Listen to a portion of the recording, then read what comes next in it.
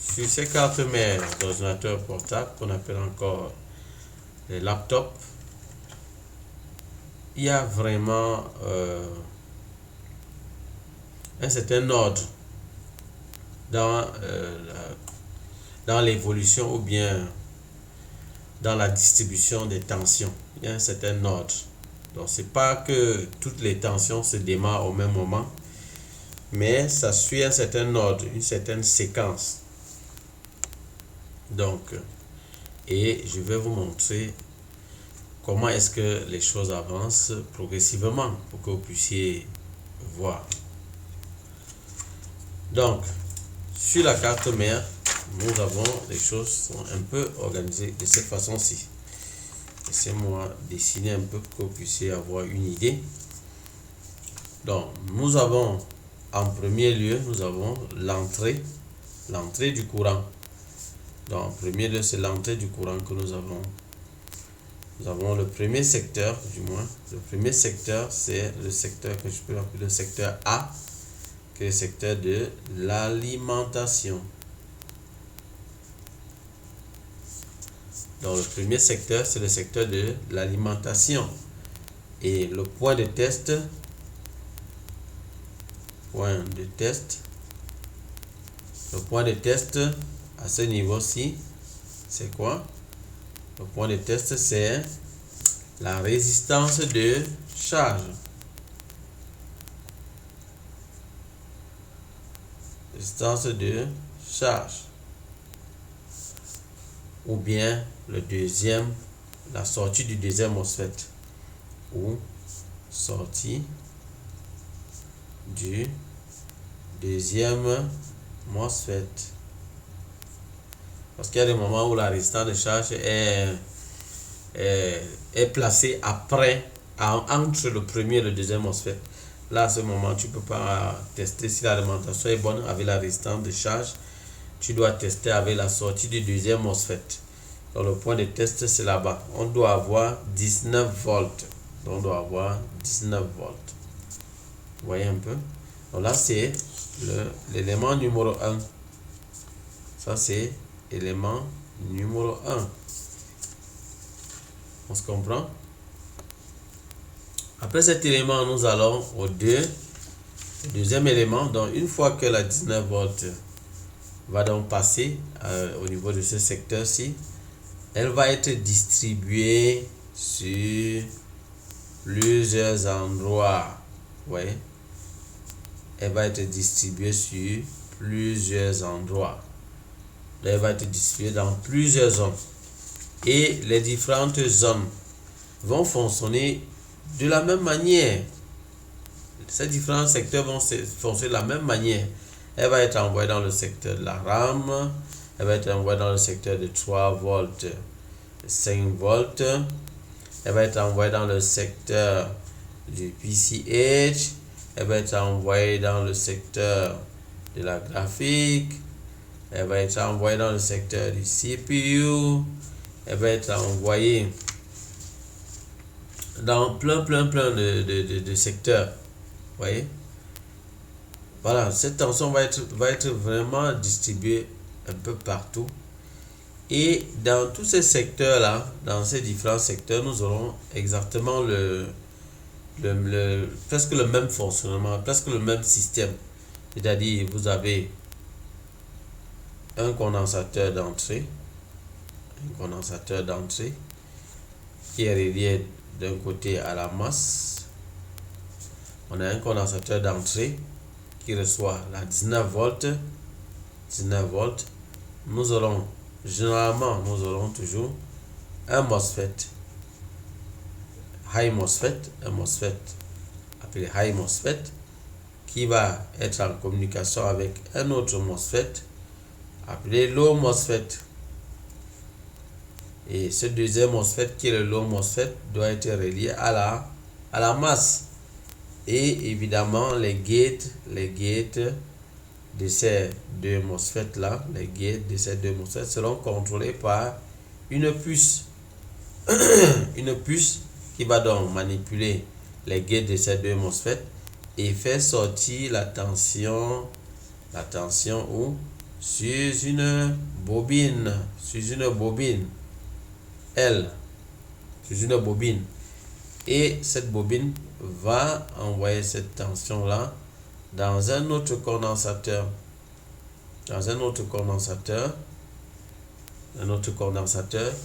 et cette tension va donc aller comme ça pour être consommée, pas pour être consommée. Elle se dirige comme ça pour la consommation. On se comprend? Dans le secteur de 3 volts, 5 volts, on aura la même structure. C'est-à-dire un condensateur d'entrée relié à la masse. Nous aurons un high MOSFET. Nous aurons un low MOSFET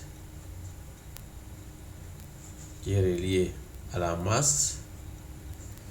Nous aurons les gates de ces deux MOSFET qui sont contrôlés par une puce, et la tension va donc sortir grâce à ces deux MOSFET qu'elle va manipuler. La tension va donc sortir et entrer dans une bobine.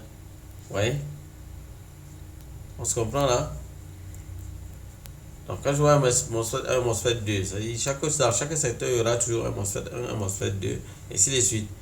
Dépendant du nombre de bobines qu'il y a.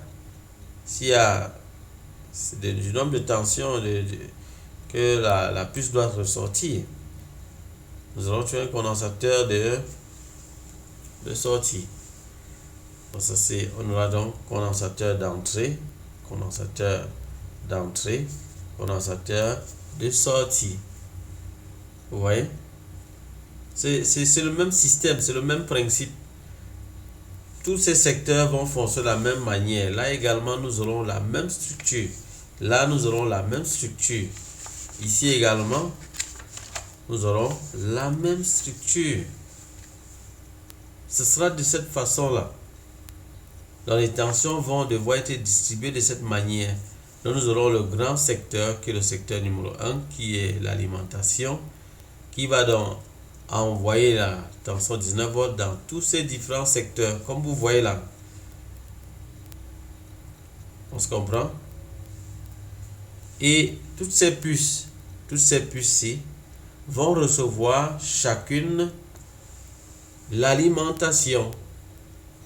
Donc dans l'une de leurs pattes, elles vont recevoir l'alimentation, elles vont recevoir l'activation, elles vont devoir être activées par l'iOS pour pouvoir faire ce travail.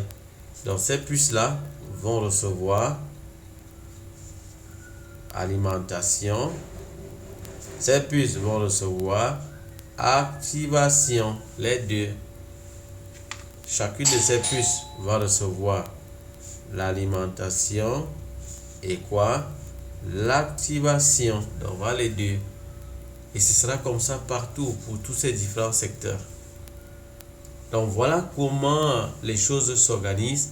Et je vous ai dit, lorsque la 19 volts entre partout là, il n'y a que ce secteur-ci de 3 volts, 5 volts qui va réagir en premier lieu. Il n'y a que ce secteur qui va réagir en premier lieu. Les autres vont attendre leur tour. Donc voilà comment les tensions vont se distribuer sur la carte mère. Et nous aurons les différents secteurs. Nous aurons beaucoup de secteurs par rapport à cela. Donc, je vais vous présenter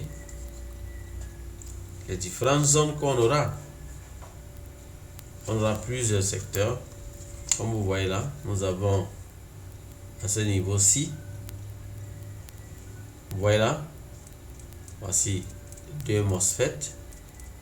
Vous voyez, condensateur d'entrée,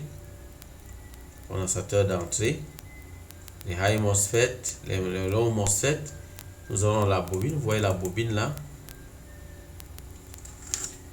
Et derrière, nous aurons la puce qui les gère. Vous avez vu? On a une puce qui les gère. Donc, nous avons cette configuration ici à ce niveau également. Donc remarquez, nous avons là les condensateurs d'entrée. Derrière, il y aura les MOSFET. Derrière, il y aura les MOSFET. Vous avez là les MOSFET.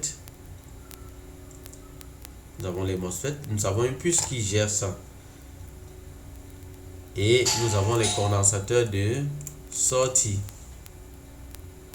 Ouais, c'est la même configuration de ce côté-ci également. Vous avez les condensateurs d'entrée, le high MOSFET, les low MOSFET. Vous avez ça derrière. Vous avez les MOSFET là derrière. Ouais, ces MOSFET qui sont derrière. High MOSFET, les low MOSFET, ouais. Et nous avons une puce qui les gère. Donc, le fonctionnement est pareil partout, dans tous les secteurs. Vous allez voir la même configuration. Ça sera pareil partout. Donc ici, on aura la même chose. On a une puce qui les gère. On a le condensateur d'entrée. Nous avons les MOSFET. Nous avons la bobine. Nous avons le condensateur de sortie. Ce sera comme ça partout. Ce sera la même chose. Ça sera la même chose. Dans tous les secteurs, vous aurez la même chose. Donc voilà comment la tension se distribue sur la carte mère. Mais tout ça évolue en termes de séquence. Oui, aujourd'hui, je voudrais vous parler de mon histoire, ce que j'ai vécu dans le temps passé. Oui, avant, j'étais aussi comme vous. Je cherchais vraiment, je faisais dans le dépannage logiciel des ordinateurs. Mais j'étais toujours buté parce que quand les gens venaient avec des ordinateurs, avec des problèmes sur la carte mère, j'étais vraiment embarrassé. Alors, qu'est-ce que je faisais? Je fouillais sur YouTube pour voir est-ce que je peux trouver un cas pareil que quelqu'un a pu résoudre. Et c'était vraiment très pénible parce que ça me faisait perdre beaucoup de temps et parfois à la fin, je ne trouvais vraiment pas de solution. À un certain moment, je faisais recours à d'autres personnes autour de moi qui avaient peut-être un peu plus de connaissances que moi. Parfois, ils parvenaient à trouver, à des moments, et ils ne trouvaient pas la solution. Et là, j'étais vraiment embêté. À ce moment, je me suis rendu compte que je perdais vraiment beaucoup. Je perdais beaucoup. J'avais plusieurs clients qui s'en allaient sans que je ne puisse résoudre leurs problèmes, ce qui m'embêtait énormément. Mais à ce moment, je me suis dit vraiment qu'il me faut aller vers la recherche de la connaissance. J'ai donc commencé à me former à gauche, à droite, sur le terrain, sur le tas et tout. J'ai eu des formateurs, plusieurs personnes, et c'était vraiment pas évident. J'ai eu à payer très cher pour pouvoir me former. Mais jusque-là, je n'étais pas satisfait parce que la formation n'était pas vraiment approfondie. Alors, on apprenait beaucoup de choses sur les logiciels, sur le matériel, mais au niveau du matériel, c'était pas approfondi. La plupart du temps, mes formateurs me disaient, bon, c'est comme ça, il faut faire comme ça, tu fais l'inspection visuelle, et puis tu te rends compte qu'un composant est gonflé, et puis tu sais qu'il est gâté. Bon, si ça chauffe, c'est que c'est gâté. Bon, et puis certains me disaient, bon, tu peux vérifier. Donc, la plupart des travaux qu'on faisait, c'était pas vraiment de manière approfondie, c'était pas de manière professionnelle. Moi, je voulais quelque chose d'assez structuré qui me permet vraiment de comprendre de manière claire le fonctionnement. De telle manière que peu importe la carte mère qu'on devait me remettre, je devais vraiment être capable de cerner le problème et de dépanner le problème. Donc, voilà un peu ce qui me motivait. Et puis, c'est comme ça que j'étais toujours à la recherche de la connaissance. Donc, j'ai eu à rencontrer plusieurs formateurs qui ont essayé de faire ce qu'ils pouvaient, mais je n'étais pas satisfait. Jusqu'à ce que, par la grâce de Dieu, je tombe sur ce formateur-là qui m'a vraiment aidé, qui m'a vraiment permis de comprendre les bases du dépannage électronique de ces cartes mères, qui m'a vraiment permis d'avoir tous les outils pour pouvoir m'en sortir. Et par là, j'ai pu percer et pouvoir être au niveau où je suis aujourd'hui. Donc, si toi aussi tu veux être comme moi, alors c'est possible. Alors, j'ai mis sur pied tout un programme pour te permettre d'aller pas à pas jusqu'à arriver à la maîtrise complète. Je dis bien complète. Bon, c'est vrai qu'on ne peut pas dire qu'on maîtrise à 100%. Quand je dis complète, on peut se comprendre. Ça veut dire quand même le maximum. Donc, il faudrait que sur 100 cartes mères sur 100 ordinateurs que tu reçois et qui ont des problèmes sur les cartes mères, que tu puisses dépanner 99 au moins. Donc 99, là, c'est intéressant. Donc en fait, c'est vers là que je suis prêt à vous conduire. Et j'ai mis sur pied un programme de formation avec un suivi qui permet à chacun de vous de pouvoir dépanner la carte mère. Et là, nous avons une garantie par rapport à cela. Nous n'allons vous laisser que lorsque vous serez capable de dépanner les cartes mères d'ordinateur. Alors aujourd'hui, ça m'a mené où tout cela? Je peux vous dire, grâce à cette connaissance que j'ai pu avoir, j'ai pu augmenter mon chiffre d'affaires parce qu'avant, je ne dépannais que le côté logiciel. Et avec cela, j'étais vraiment limité. Grâce à cette formation, j'ai pu commencer à dépanner les cartes mères et ce qui m'a permis de me démarquer parmi tous les autres informaticiens qui avaient dans le coin et qui faisaient dans la maintenance. Moi, je me suis démarqué. Les problèmes qu'ils avaient et qui les dérangeaient, moi, on revenait vers moi et je parvenais à résoudre. Ça m'a permis d'exploser et de multiplier mon business par 10 et voire même par 20. Et ça m'a permis de signer des contrats à gauche et à droite. Et je dis merci à Dieu vraiment pour tout cela. Donc, si tu y crois, si toi aussi tu veux y arriver, alors inscris-toi tout simplement. Contacte-moi tout simplement au numéro WhatsApp qui est affiché là à l'écran. Et grâce à la conversation qu'on aura, je voudrais d'abord évaluer ta situation, voir réellement dans quel cas tu te trouves et je vais te conseiller le meilleur plan pour toi.